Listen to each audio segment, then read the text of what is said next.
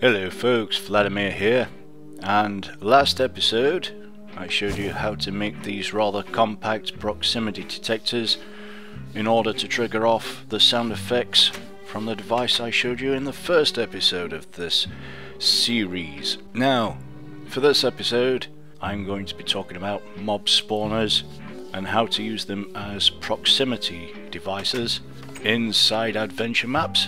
There may be occasions where you need one of these devices to only spawn a mob when a player is within a specific range.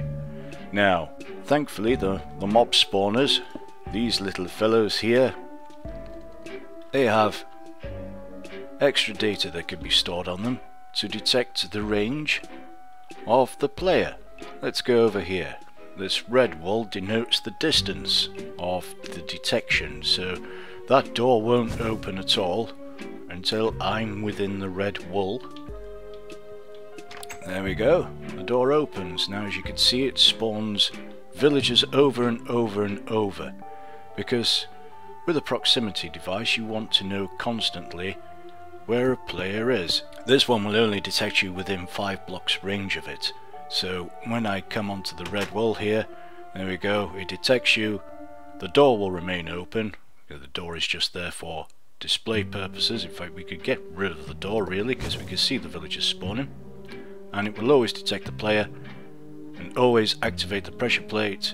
The pressure plate remains on. If we stick some redstone down here, we can see that the redstone is always glowing while I'm within range, and then when I'm out of range the villagers stop spawning and the redstone stops glowing.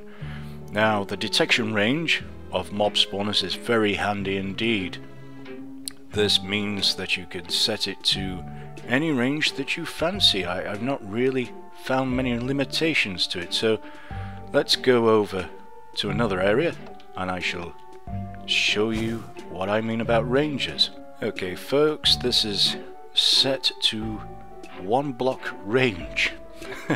So if I replace these, anytime I step within 1 block of this spawner, the villagers will spawn. It's not very useful because you need to be able to detect the player a little bit closer, because if he does spawn here and he is touching the mobs themselves, they'll scatter all over the place. Okay, so it makes a jolly awful mess. But this is just for demonstration purposes, that this mob spawner will only spawn if you're within 1 block range. Now, a more practical use is this one here. This is within 6 blocks. So if you're stepping onto the wall, there we go. Now I have the spawn rates as well. The spawn rate on these is also high, so villagers will always constantly spawn, and I shall be showing you how to do that as well inside MC Edit using the filters, using Texelelf's marvellous filters, and they make for fantastic proximity detectors. Nice and silent.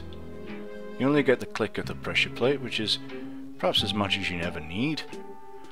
This one over here, this fellow, I've set him at 30 blocks. This is 30 blocks, so if I stand anywhere within the 30 blocks, there we go, you can see him spawning in the distance. Now sometimes you may need a proximity device so it will only set off at specific times. So here's an example.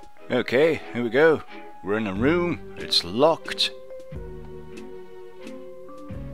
but if we move forward, the door opens for us. There we go. Because these little guys here, I've set their range to 4 blocks, which is just there. Every time I'm within 4 blocks, they'll open the door for me. If I go away from the 4 blocks, the door will close. If I go closer, the door opens. So you could actually set it so that the player has to, in a locked room, you can place an AND gate perhaps, make them perform an action, and then when the action is performed the door opens. But only when they get close enough. But I'm sure that you'll be able to figure out certain things. I used this in Chronotide, so when the pumpkin had been taken and the player stepped out of the zone, when they got within range of the proximity detector, then the Halloween music would actually play. So let's nip into MC Edit. I'll place an iron block as per usual. We'll nip into MC Edit and I'll show you how to use the filters in order to get these proximity detectors working. Okay folks, I'm in MC Edit. I've selected our iron block that I've just placed. I'm coming down here, I'm going to click on Filter. I'm going to use the all-purpose mob spawner tool.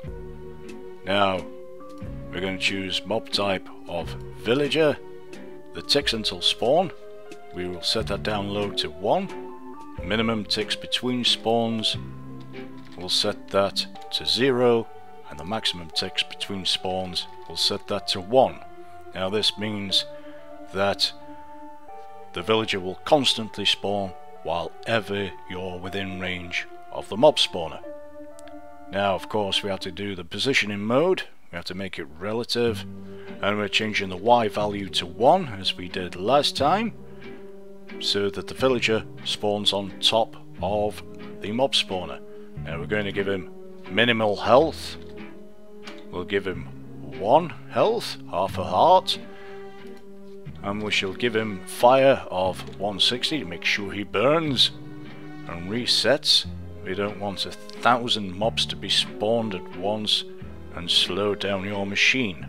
So we're going to click on Filter. There we go.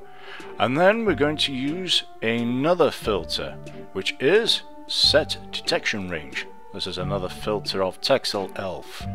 So we're going to set detection radius only, and the player detection radius here, this first value, we'll change this for the sake of it, we'll change it to 6. We'll click on Filter. There we go. We'll apply that and save it.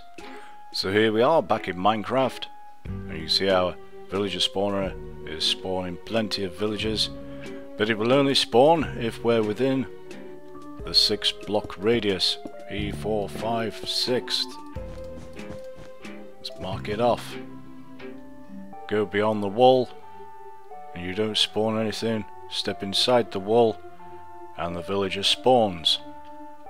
So I hope this has been useful for you. I've been Vladimir. Take it easy folks, and I shall see you next time.